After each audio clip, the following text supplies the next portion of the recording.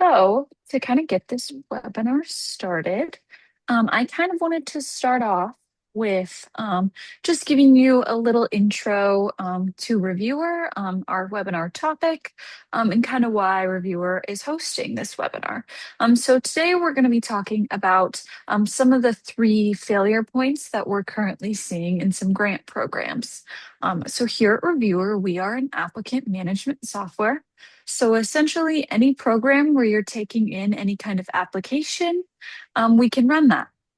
So it might be a scholarship, a grant, an award program, some kind of competition. We run all of those. And we have years of experience running different grant programs here. So we just kind of wanted to pull together um, just some of our best practices, some failure points that we've been seeing, and then some strategies to try to combat that. So that is kind of the topic of our webinar today. My name is Callie. I run all of our marketing here at Reviewer. So I'm kind of coming from a market research perspective and what's happening in the space with grant programs right now. And then I have Hallie from my team here, and I will let her introduce herself. Yeah, I'm Hallie. I am a member of the customer success team here at Reviewers. So my day-to-day kind of looks like working with our clients from the time they sign with Kyle, onboarded into Reviewer. We build out their submission form, kind of get submissions started coming in, and then we go to the evaluation process and then everything in between there. And then kind of help them wrap things up for their cycle and then get them ready to start their next one. So I get to see the side of clients from seeing where they have came from, their struggles, their issues with what they need to resolve based on past platforms, or however they kind of ran their grants in the past. And then also just get to kind of see the different ways that we kind of compete and combat some of those issues that they're looking to get rid of. So yeah, that's kind of where I'm coming from today. All right. So I just want to note before we kind of get started here that the chat is open. So if you have questions as we're going along, feel free to drop them in there. We'll answer as we'll go. And then we will also open it up at the end for a little question and answer. So that being said, let's hop right in. So we kind of want today to go over three different pieces of your grant process and some of the failures we're kind of seeing within those three areas. So the first one is the applicant experience. As you know, these are arguably some of the most important people involved in this process because these are the people that are applying for your grants and receiving your grants. Essentially, this whole grant process is focused around them and the community impact that your grants are solving. The second piece is the operations experience. So that is your guys's piece here. Just everything you're doing day to day, week to week, or month to month for these grant programs. And then the last one is review and selection. So that is your judging, your evaluators, the people who are taking their time to score and evaluate your grants. Okay, so first we are going to start with the applicant experience. So here are kind of some of the problems, the downfalls, or the failures that we're currently seeing in the application process. So the first one I kind of want to touch on is just no eligibility checking before grants are filled out. So what we've kind of been seeing happening is applicants will fill out an entire grant form, submit it, and then either you or they will then realize that they are not eligible for that grant. We know all of your grants probably have different qualifications to qualify for them. So it's just really unfortunate when organizations or people are spending all of these time filling out your grants and then they aren't actually qualified. We're also seeing a lot of loss of progress using things like Google Forms, stuff like that, where they can't log out, save their progress, stuff like that. We'll see them start filling out an application, realize they're missing a couple pieces that they need. They'll close out of it, all their work will be gone. And then when they come back, we don't typically see them redoing all of that work and completing the application.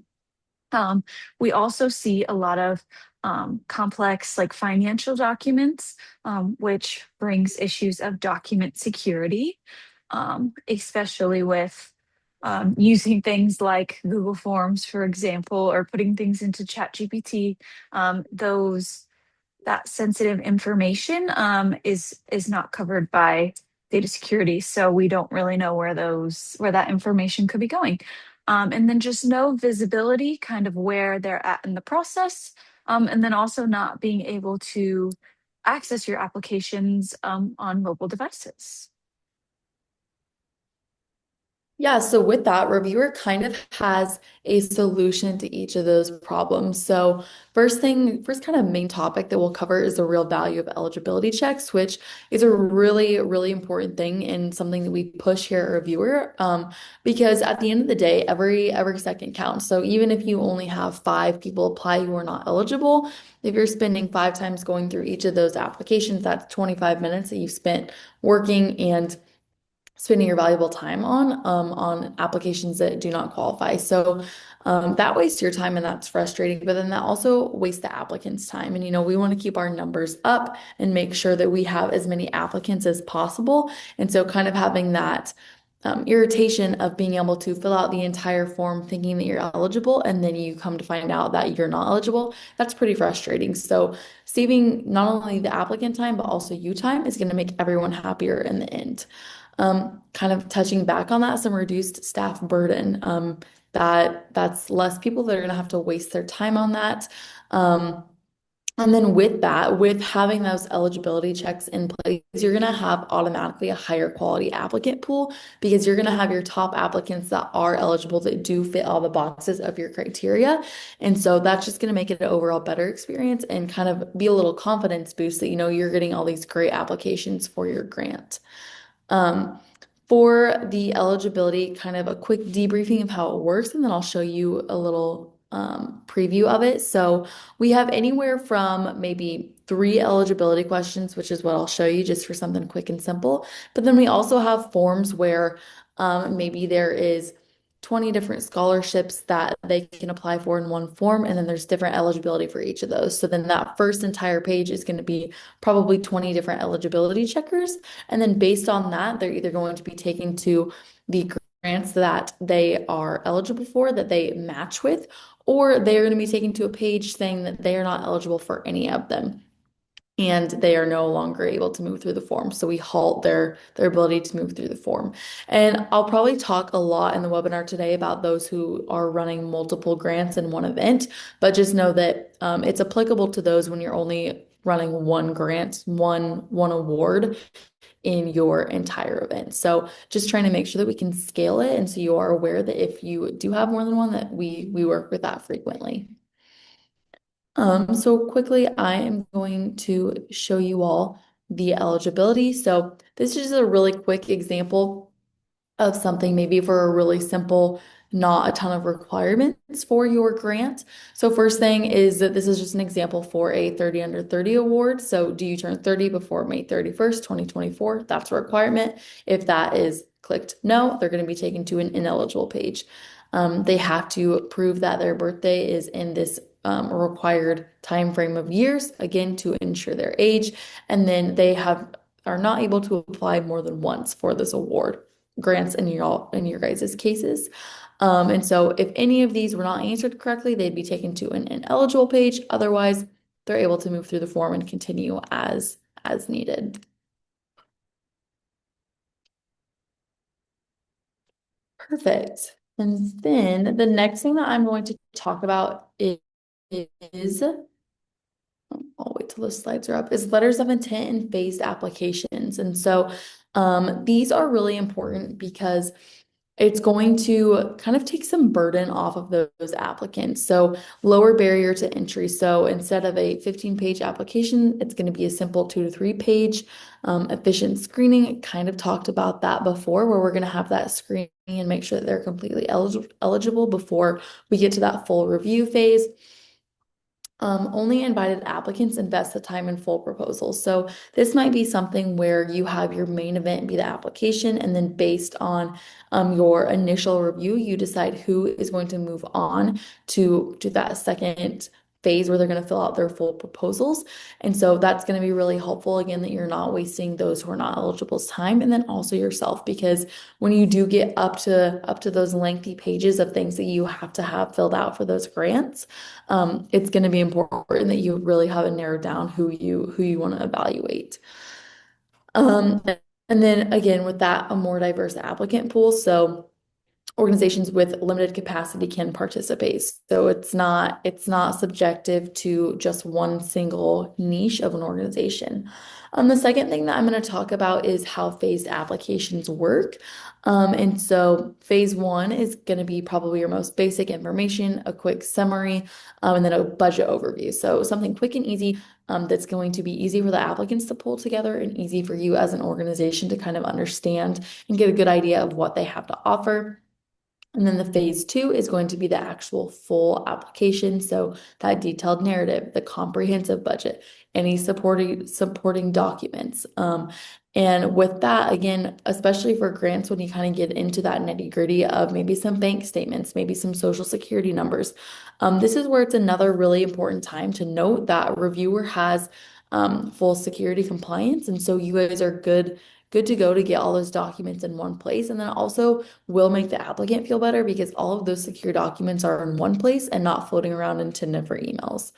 And then the last phase that we can talk about is site visits or presentations. So if you guys do a final interview event or something along those lines, then you can push only, again, only those who are applicable to your final phase are going to be alerted and in the know of your final phase. So just keeping things really organized is super important.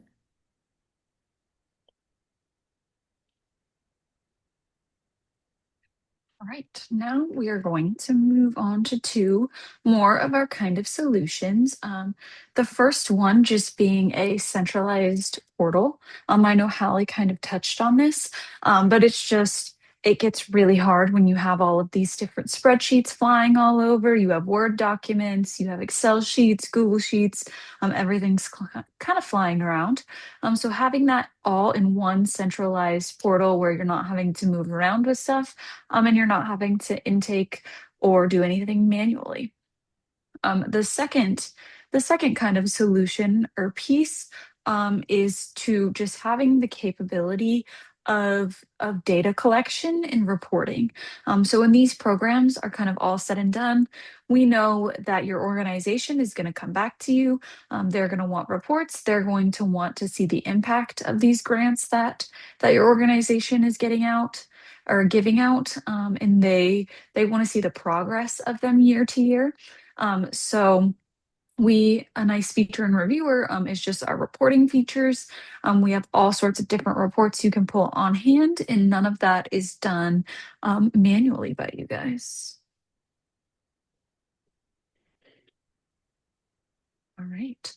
So now I just want to touch on some of the kind of hidden high barriers that are costing your grant programs overall. So a couple of those are just requiring extensive documentation up front. We're seeing that from a lot of grant programs that are leading um, to getting less applications actually fully filled out. We're also seeing a lot of complex requirements in some of our programs. We're also seeing kind of jargony, heavy language, things like really short timelines or really, really long timelines, and then just no mobile optimization. Um, being in the time that we are in, people want to fill things out on their iPad at home or on their phone or on their laptop. So when we have really manual processes, we see people kind of struggling in those areas, and that putting up a big barrier for a lot of grant programs. Yeah, so kind of some of the ways that reviewer we combat that, some of our solutions are some key features of high performing applications. So a few of those features being progressive disclosure. So kind of again, we touched on this earlier, but instead of wasting your time and the applicants and getting all of that really lengthy, in depth, super informative, nitty-gritty, detailed information at the beginning, we're gonna wait until we kind of have narrowed that down because at the end of the day, a lot of that stuff really doesn't matter until you get into your final parts of your grant system. Auto save and resume. This is another really big thing. And this honestly might even be more towards the end when you are getting into that important stuff like tax documents, whatever that might be, where you're probably not going to have that on hand right away. And if you are, you want to make sure that you have your progress saved and you can go in and out and make sure that everything that you've done so far is saved. And then you can go back in and add and just pick up where you've been. So that's something that is really big and actually is kind of a make or break for a lot of applicants applying for grants, just because if you filled out half your application, go to get another form, come back and it's all gone, you're probably going to lose your motivation to fill that out, and especially to the best of your ability. A clear progress indicator, so making sure that we can keep our applicants updated on how much they have completed in the form. Same with you guys as admin, having that view of how far they have gotten along. Mobile responsive design, so they can work from any device. Again, we want to be able to do things from our phones, our iPads, our laptops, and not just be restricted to a big boxy desktop, which honestly, most people, unless you work in an office setting anymore, aren't going to have those. Plain language instructions. So making sure that we're just super clear and concise and have extra resources, instructions, guidelines, anything that they might need at every step. Real-time validation. So something that is very unique about Reviewer that we'll kind of brag on is that we are very personable. We give our submitters access to the same support that we give to our admin. So if any point in time they're having any technical difficulties, need help reaching out to you guys for event specific questions, they have access to us in a little chat box. And then also we allow, I think we have quite a few, I can't remember the number off the top of my head, but submitter resources. So if they're having problems while filling out a form, creating an account, they have access to resources that are going to help guide them in the right direction. And then the last thing is reasonable document requests. So making sure that you only ask for what you truly need to make a decision. All right. Real quick before we move on, it looks like we have a question, and it is asking, what do you consider an unrealistic timeline for applying? In our experience, what is the ideal length of time for the application window? So I will say that this is kind of event dependent. It depends on the length of your application. So if you have a 10-page application with at least 7 to 10 questions on each page, you're going to need a longer deadline. So I'd say I'd say on average across all events, whether that's grants, awards, scholarships, I'd say typically we're around the 2 to 4 month period. And very rarely do we see much longer than that. But if you're going to have a super lengthy application, you obviously want to give everyone time to kind of have that opportunity to get started and have time to work on it and fill it out to the best of their ability. So, depending on length, I'd say 2 months would be perfect because that kind of gives everyone the amount of time. But if it's longer, I'd maybe extend to 3 or 4. Again, kind of just depends on what kind of event you're running, how high of stakes it is for those who are applying, just kind of those realms. So I would say event specific, but we are more than happy to kind of help you determine the best timeline for that after our call today. All right, Okay, perfect. Callie. That was a great question. All right. Yeah. So now we are going to move on to the operations experience. So this is actually your guys' piece in things. So we know that as you guys are facilitating these grant programs, this typically is not your entire job. We often see most of our admins, it's just a small piece of what they do. So we want the operations side of things to be as streamlined and definitely as easy as possible when you're trying to conduct these grants. So to kind of start out, here are some of the problems kind of causing some operational chaos from what we've seen. So just like I said again, no centralized command center. We're seeing things like Google Forms, Google Drive, Excel, Gmail. Things are going back and forth in your CRMs, which is just causing a lot of manual work on your part, and then kind of opening up applicants' information. Um, for not being protected um, in data security standards. We see a lot of email coordination, just kind of an overload, lots of emails and communication between applicants, between judges. Everybody's kind of going back and forth. And the issue with emails is just things go to spam filters. You might not see it, things like that. And then also just not really knowing where your applicants are at in their process. Like, have you had 52 people start or has nobody started your application? Being able to just see where people are and being able to see where your judges are at all times just throughout your process.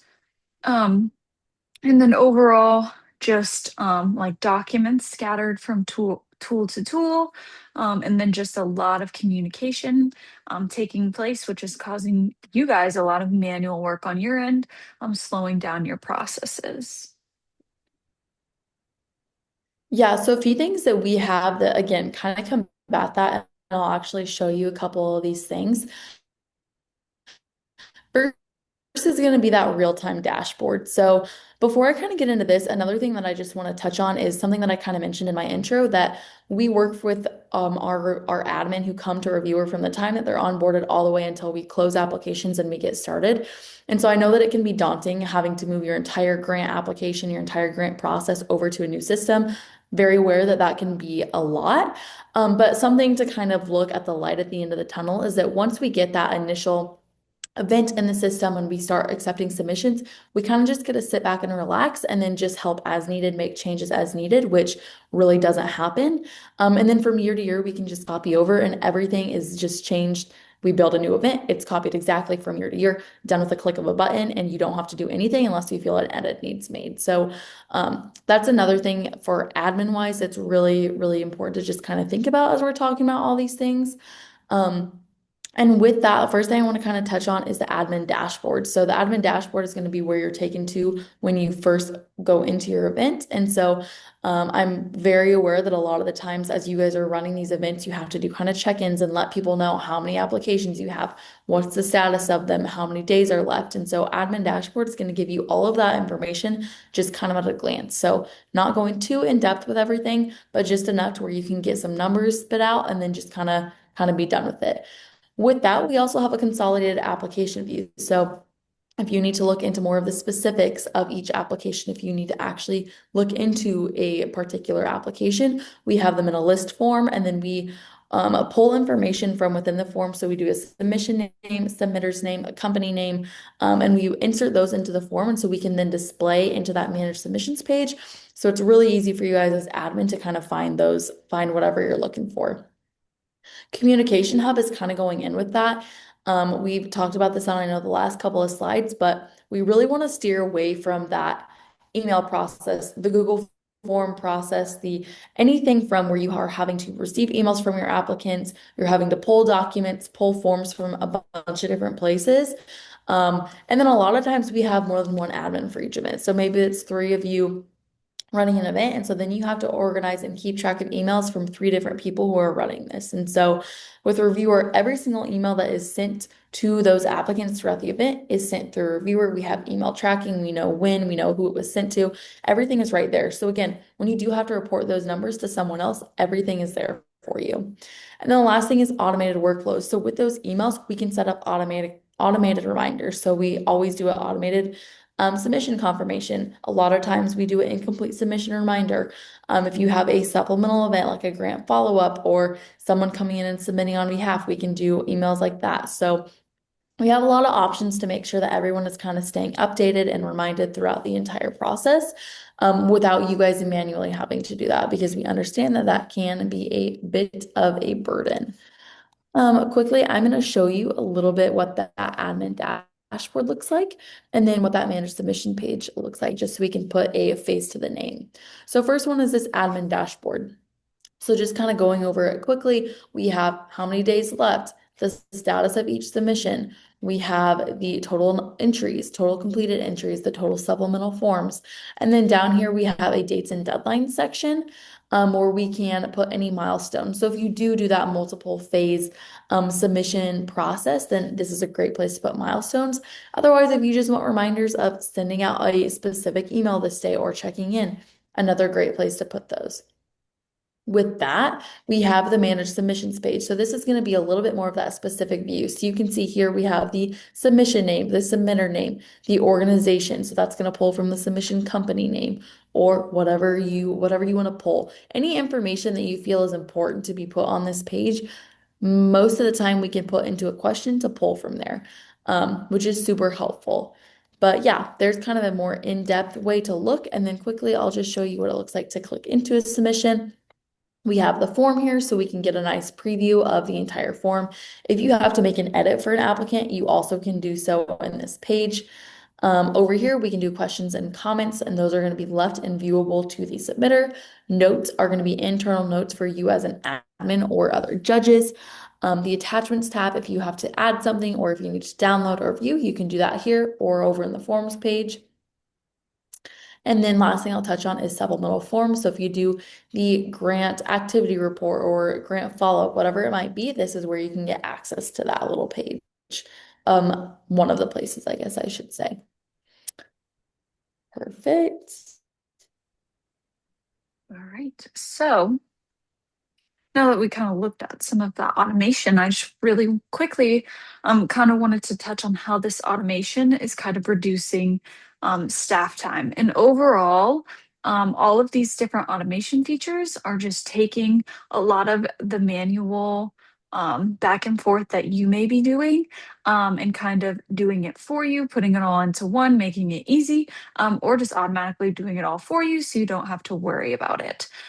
So that is kind of what we're seeing with the automation. With current clients using Reviewer, we are just seeing the manual time that goes into these programs drastically decrease with some of these features. So that's just one thing that we kind of wanted to touch on. All right, so now we are going to move in to the review and selection, which is your judging. These are the people that are evaluating your applications that come in. So, kind of some of the issues in the processes that we're currently seeing um, are just a lot of issues with judges getting a couple different PDFs in their scorecards and different things, and trying to open those all on their computers. Then they're downloading all of these different things. And it puts a lot of manual work on these judges. And as we know, a lot of these judges are normally volunteer or somebody within your organization that you've gotten to help look over these applications. So a lot of manual work can kind of be taxing on them, and we want this process to really be easy for those judges. We're also seeing a lot of inconsistent scoring. So that basically is just when some judges are scoring a lot tougher than others, kind of creating a little bit of unfairness going on. And then some other things we're seeing is just overall lack of tracking with your judges, and just lots of communication back and forth. Yeah, before I kind of talk about some solutions, we have another really great question. Do applicants need to download our app or create a login for our website, or how do the applicants get into Reviewer's portal or system? That's a really great question. So something kind of unique to Reviewer is that we actually create kind of your guys' own website for each event that you run. So For the grant event that you're going to be running, we'll create a microsite and that will be specific to your event. And so if you guys do multiple events with us, you're going to have multiple different little sites that you kind of keep track of, and then they change from year to year. And so from there, they will go to that microsite and then they're going to create an account and then they'll log in and they'll go through their submission form.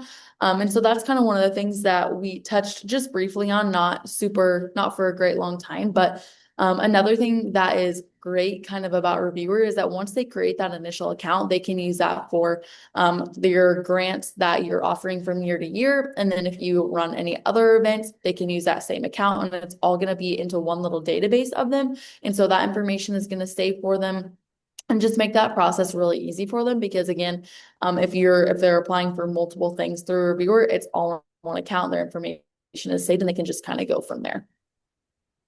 Yeah. And With one that, oh, sorry, go ahead, Kelly. Sorry, just really quickly. One awesome thing to note about those microsites is you can also customize them with your branding, your company colors, your logo, things like that. So when they click on that link, they're very aware that that is your scholarship program. Yes. And a lot of our clients use that microsite link. They share it on personal websites, any social media that you guys use frequently, pretty much wherever you get the most traffic towards your guys' organization, however you think it'll be shared out best. You can share it through emails if it's like an internal situation, whatever that might be. Um, To go back to slide 16, we can talk about some redacted review and structured scoring. And so this is just going to kind of talk about the bias that Callie just covered. And so maybe not for grants so much, but for if it is like a community grant where you have people applying and reviewing that know each other. If you want to redact any of the data that could make it well known who they are. So things like names, organization names, address, anything along those lines, we can actually redact that information and hide it from the reviewers, which is really important for kind of that bias aspect. I will show you guys really quickly kind of what that looks like. And then I also am just going to show you really quickly a little peek of what the evaluation process looks like. We won't go too in depth with it.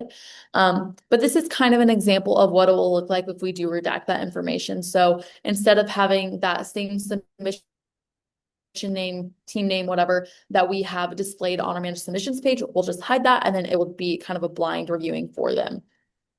And then for the actual reviewing process, I won't go too in depth to it, but I just want to show you the really unique side-by-side that we have. And so again, instead of kind of the reviewers going through the same process that you admin are, where they're having to get documents from 3 different emails, the form is in 3 different sections coming from a different place. Everything is in one place. So you have your form on your left and then the actual evaluation on the right, which is super helpful and intuitive for them.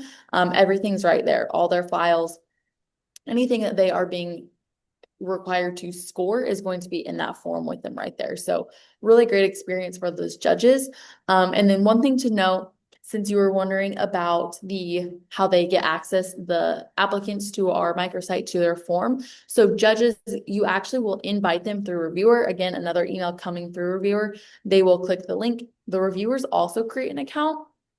And so then if you have the same reviewers from year to year, they can just log in and submit for you. And then they'll be taken to their reviewer dashboard where they can see all assignments they have to review.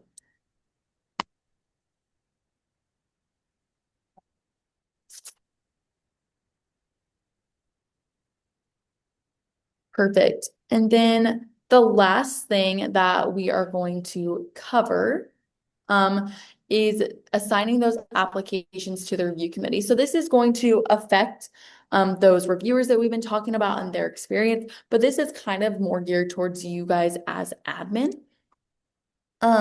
This is going to be kind of your process. So again, gonna bring up if you are running multiple grants within one event, we are going to auto group, which means that each person who submits to one category or however many grants they are applying for are going to be automatically put into that group as they are submitted.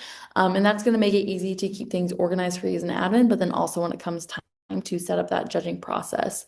Another thing is the automated assignments. So instead of you having to worry about manually making those assignments, trying to pick apart who is going to judge who, we can auto assign. So we have a specific number of judges for each submission, or we can do all judges in the group, judge all assignments in the group, or you can manually do it if you want to kind of go and match that up. So that's another great option for you guys as admin.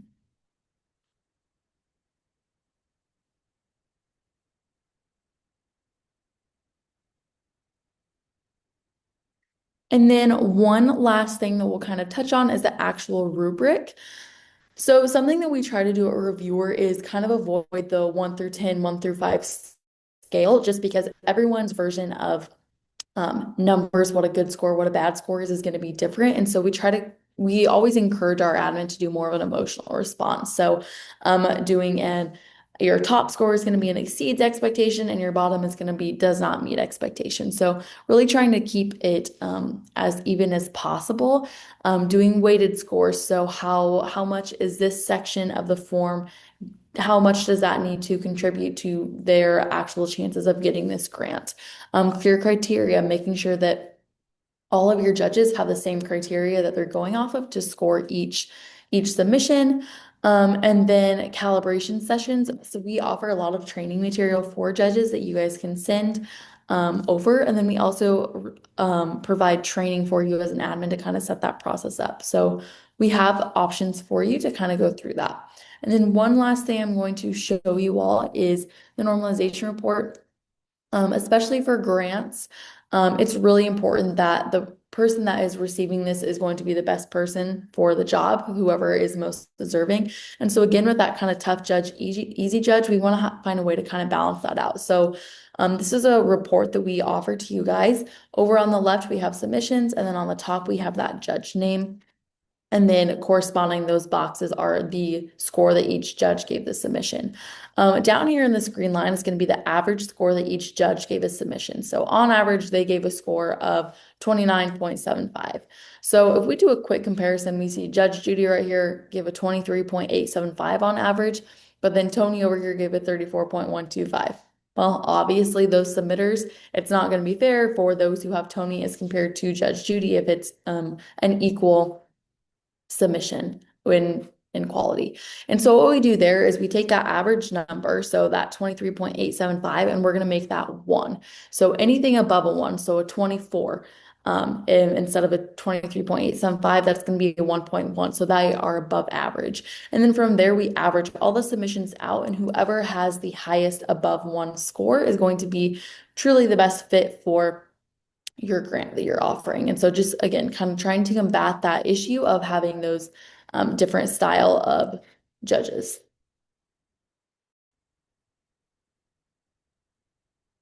All right. And just thank you for coming to our webinar today.